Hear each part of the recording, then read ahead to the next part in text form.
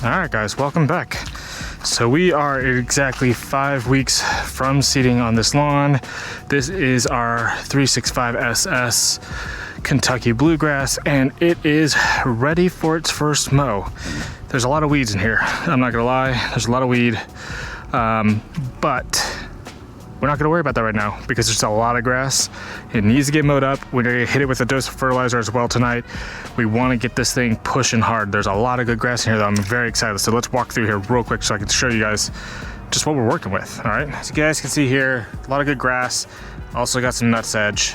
That is due to the lovely soil that we put down earlier this year, which I'm sure is also where the spurge is coming from.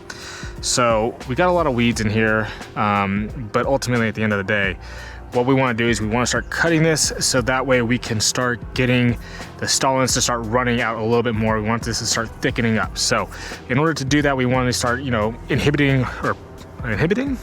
encouraging the growth of the blades, and the best way to do that is to start mowing it. So we're gonna mow this down at about 3/4 of an inch because that is what I typically will mow my regular lawn at, is at 3/4 of an inch.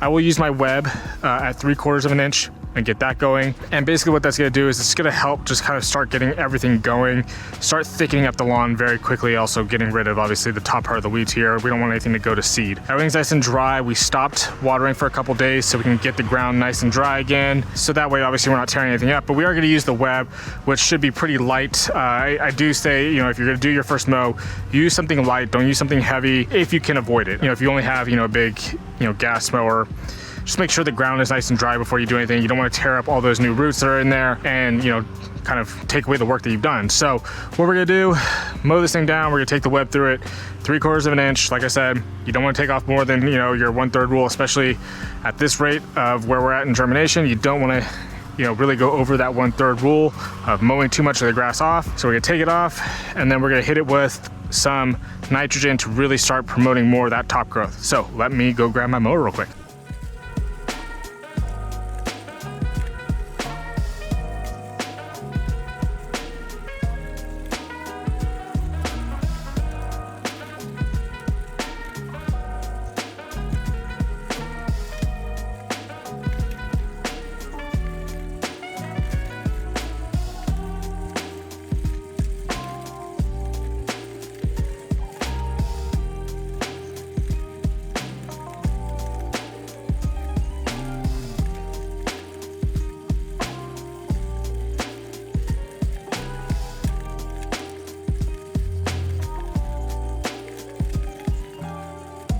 All right, guys, so there is the first mow.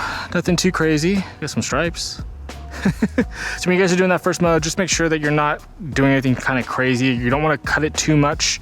The reason why I'm cutting it now is because I want to train the grass to be low. I want to maintain it at 3/4 of an inch. So I'm mowing it low early so that way the grass can actually learn and adapt to being mowed low early on versus trying to bring it down. So if you guys are naturally gonna keep your lawn maybe like 2-3 inches, you can let this go a little bit further and then kind of mow it down, but you don't wanna break that 1/3 rule. You wanna be very cautious of that 1/3 rule. The good thing is that once you start mowing grass, this baby grass, it kind of triggers and sends this signal to the grass to start spreading and growing more. It's kind of like a recovery type deal, right? So the grass is gonna start spreading out, recovering a little bit more, sending out bigger blades, and doing what it needs to do to kind of mature up and start, getting where it needs to go. So we took a good amount off. I think it's gonna send a good signal to the grass to start recovering itself, sending out some more stolons, and recovering well. I guess I probably said that already, whatever. But what we're gonna do to help that along is we're gonna go ahead and give it some nitrogen. So I'm going to spray down 1/2 pound of nitrogen via urea. So I'm gonna mix that up real quick and get this down on the lawn, and then we can go ahead and follow up with our close here. But pretty much where we're at now, it's looking really good. All right, I'm happy with where it is versus where the Provista was. I don't think the Provista ever got, this covered, to be honest with you guys. So this looks really good. Obviously right here kind of still looks a little weird. There's grass in there. It's hard to see on the camera. There is grass in here. It's hard to see with the dying yellow material still in here. So this is going to fill in. I am not concerned about it at all. So let's get our urea down and get to bed because I'm tired. It was a good day though. Raiders won, Red Sox won, and my fantasy team won. 3 for 3. God. Those are good days. All right, let me get the urea. We'll get that down. Let's get our urea here. And then we're just gonna give it a quick mix.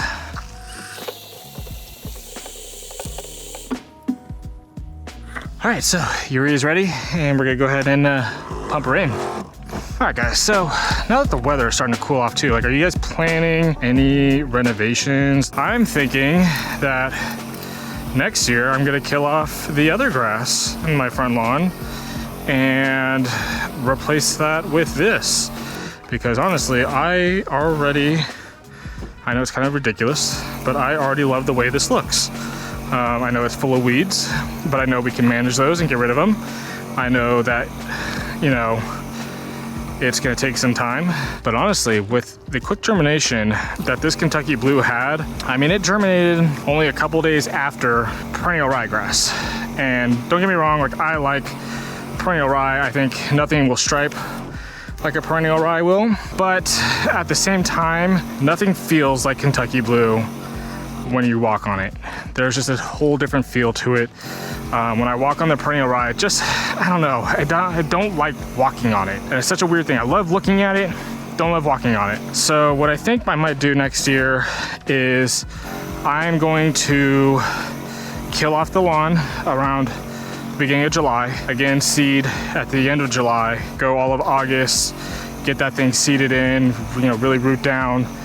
And then what we'll do is like in October, we'll do an overseed of perennial rye to really get that darkness to kind of fill in that you kind of miss a little bit with the Kentucky Blue. That's what I think we're gonna do. But I don't know, what do you guys think we should do? Open to suggestions, I really am. I'm thinking it might be time for a change. It's crazy, that lawn's been there for, God, coming up on 4 years now. It'll be 4 years next year, so.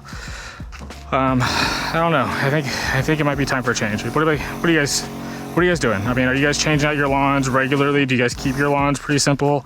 I know it's kind of crazy to like think like, oh, I'm gonna change out my lawn this year, especially one like that doesn't look terribly bad, but I kind of am over the way that it feels. So I don't know. Curious to see what you guys think and what you guys would do. And then if any of you guys are doing renovations this season, what you guys are planning, what are you planting? What are you know, hoping to achieve out of it? I'd also love to see pictures of befores and afters. We could put them on the channel if that's something you guys are into. I'd love to showcase some of your guys' work and what you guys are doing in your yards and really kind of, you know, drive some new stuff out there. I'd love to put, you know, some of you guys out on this channel, and I know a lot of you, I'm sure, have some really good looking lawns out there. So let's see what you guys are into. Let me know. You're more than welcome to email me, you know, pictures of your yard and what you guys are doing. Would love to put them on the channel and talk about them. Also, I just did a leveling on the main lawn. That video will come out before this one, but man, am I hurting?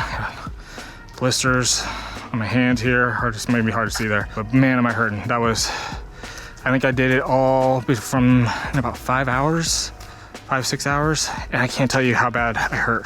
I ended up putting all 2 yards on the lawn and then realized I had probably about half a yard too much on the lawn. Had to take it off. So double work, whatever, my own fault. Yeah, that's about it. That's all I got for you guys today. If you guys enjoyed today's video, you guys know what to do. Smash that like and subscribe button. We are going to keep up with this SS365 Kentucky Bluegrass. And if you guys want to see how it kind of completely transforms the front yard, make sure you smash that like and subscribe button, hype the video up too, and hit that ring bell for notifications so that way you guys know when a new video comes out. All right, guys, I'm gonna go inside, rinse off, relax, and enjoy the day. So I hope you guys go out there, make it a great day. I'm gonna see you guys on the next one.